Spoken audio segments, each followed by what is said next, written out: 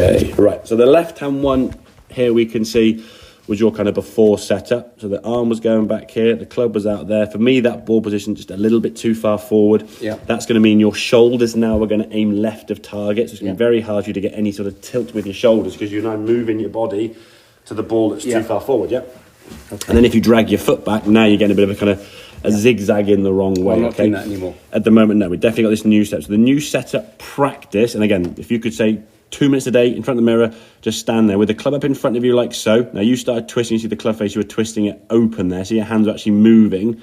You keep your hands in position and then you rotate the club face. So I come in here now, there. So you're rotating the club face in your hands that way, So my hand just turn the club face down. So you're probably going, if that is roughly 12 o'clock, you're turning it face onto you to 11 o'clock, So your hands are in the same position relative to your body, but the club now is in a different position relative to your hands, So when the club then goes down, you then push the handle forward to square that club face up there. So a little bit of pop forward with the hips there. Perfect. There we go. So we get into position where you feel quite strange, We can see that arm now and the club are more in line.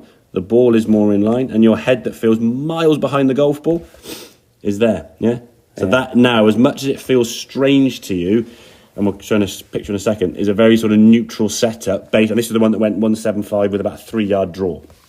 Now, because you feel a little bit awkward with it or a little bit different with it, the swing isn't as good as the left-hand one, I mean, we can see the difference in your hands there with the grip. Your hands come a bit further over, but it's not you just sort of turning your hand in its socket here. It's just you moving your body relative to the golf club. Think about driving a car, I'm going down the road, my hands are at 10 and 2. 10 and 2, If I want to turn around a left-hand bend, real sharp left-hand bend, I turn my arms and body this way so I can turn that way, I wouldn't just stand here and go like that with my hand and twist it like that because now I can't move my body, If it's a really big left-hand bend. So you've got to get the sensation that your left palm is facing down to the ground a bit more and the right palm is facing up a bit more. So you're more from here, mine, from his middle neutral, I'm now going like that, So this palm is down there, this palm is up the sky. And now when I swing, that's going to give us that sort of wood chopping feeling, which is going to help generate some speed and power, Right.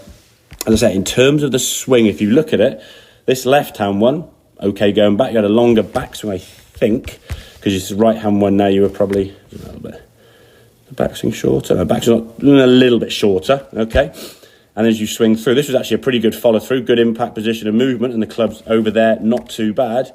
This one now, it's a bit shorter, But even with a worse swing, shall we say, you had 175 yards with a 5-yard draw as opposed to 135 yards with a 15, 20 yard, 30 yard slice.